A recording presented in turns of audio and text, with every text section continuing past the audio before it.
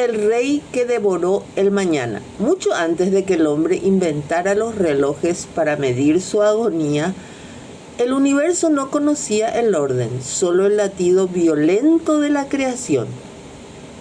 En esa penumbra primordial, un joven titán sostenía una hoz de diamante con las manos manchadas por la sangre de su propio padre.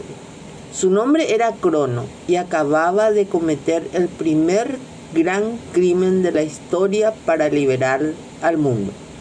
Sin embargo, el poder es una corona de espinas que nubla la razón. Aquel héroe que desgarró el firmamento para derrocar a un tirano terminó refugiado en la oscuridad de su propio miedo. Dicen que el tiempo lo cura todo, pero para Crono el tiempo era un enemigo que debía masticar.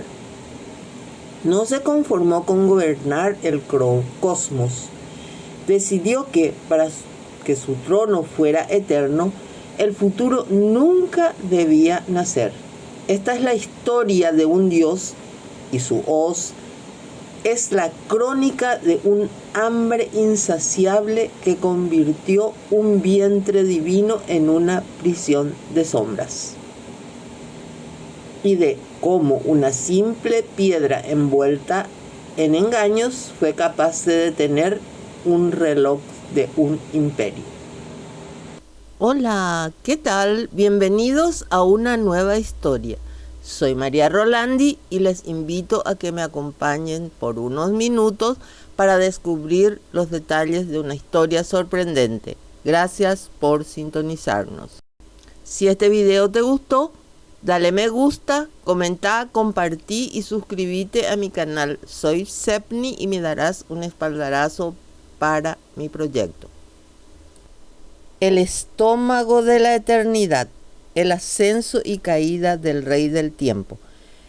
El universo no siempre fue el lugar de templos de mármol y cielos azules. Hubo un tiempo antes de que el hombre tuviera nombre, que el cosmos era una herida abierta entre el cielo y la tierra. En medio de ese caos de sangre y estrellas, nació un niño destinado a ser el final de su padre y el principio de nuestra historia. Crono, el acero contra el cielo. Urano, el cielo, era un tirano que temía a su propia descendencia. Enterraba a sus hijos en las profundidades del Tártaro, asfixiando a la tierra Gea con su peso eterno. Pero la paciencia de una madre tiene límites de piedra. Fue Crono, el más joven, quien aceptó el encargo. Mientras sus hermanos temblaban, él empuñó la hoz de adamantino que Gea le entregó. En un parpadeo de violencia funcional, el hijo mutiló al padre. Aquel acto no fue solo un parricidio, fue el grito de libertad que separó para siempre la bóveda celeste del suelo que pisamos. Cuando Crono se sentó en el trono, pero el poder venía con una maldición grabada en el metal de su hoz. Lo que hagas a tu padre, te lo hará tu hijo. La dieta de las sombras. El miedo es un veneno que se hereda. Crono, ya convertido en soberano, se transformó en el espejo de aquello que odiaba. Para evitar la profecía, convirtió su propio cuerpo en una prisión. Uno a uno vio nacer a sus hijos, uno a uno los devoró. Hestia, Demeter, Hera, Hades, Poseidón. No era odio lo que sentía, era una lógica fría y matemática. Si no hay herederos, no hay final. Imaginemos por un segundo el silencio en el palacio de los titanes, roto solo por el llanto de Rea, su esposa, y el sonido sordo de la divinidad siendo tragada por el olvido. La piedra que cambió el destino. Rea, desesperada, urdió el engaño más famoso de la historia. En lugar del sexto hijo, entregó a Crono una piedra envuelta en pañales. El dios del tiempo, cegado por su propia arrogancia, se tragó el mineral sin sospechar que, lejos de allí, en una cueva de Creta, el futuro estaba aprendiendo a pelear. Ese niño era Zeus. Cuando Zeus regresó, no trajo solo una espada, trajo la medicina, o el veneno, que obligó a su padre a devolver lo que se había comido. De las entrañas de Crono surgieron dioses ya adultos listos para la guerra. La titanomaquia estalló, 10 años donde las montañas volaban y el mar hervía. El viejo orden contra el nuevo, el tiempo contra la eternidad. Del abismo a las islas de los bienaventurados. Crono perdió. Fue encadenado en la oscuridad del Tártaro, custodiado por los mismos monstruos que él había despreciado. Sin embargo, la mitología no es una línea recta. Con el paso de los siglos, la imagen del monstruo devorador de hijos se suavizó.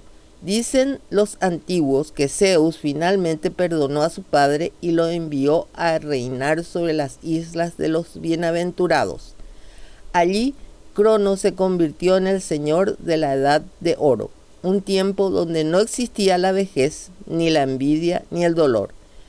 El hombre que había salido un tirano terminó siendo el símbolo de una utopía perdida. El eco final. Hoy identificamos a Crono con el tiempo mismo, Cronos. Esa es la fuerza invisible que nos da la vida y eventualmente nos consume. Es la voz que cosecha el trigo y la sombra que nos recuerda que todo tiene un final. Crono no es solo un mito de la antigua Grecia, es la advertencia de que el poder basado en el miedo es un círculo que siempre vuelve a cerrarse sobre sí mismo. La tragedia del círculo vicioso. Lo que más impacta de Crono es que se convirtió exactamente en aquello que odiaba. Luchó contra la tiranía de su padre, Urano, para liberar a sus hermanos. Pero en cuanto se sentó en el trono, el miedo lo transformó. Reflexión. Nos enseña que el poder, si nace del trauma y no de la justicia, suele repetir los mismos errores que intentó corregir. El canibalismo como metáfora de control. Comerse a sus propios hijos no es solo un acto de terror, es el intento definitivo de detener el futuro. Al ingerirlos, Crono intentaba digerir el destino para que nunca ocurriera. El tiempo, Cronos. Como humanos a veces hacemos lo mismo. Intentamos controlar tanto el mañana que terminamos asfixiando las oportunidades que nacen frente a nosotros. La paradoja de la Edad de Oro. Es fascinante y cínico que al mismo Dios que devoraba a su descendencia fuera el gobernante de la época más pacífica de la humanidad. Esto nos dice algo profundo sobre el mito. La paz de Crono era una paz estática.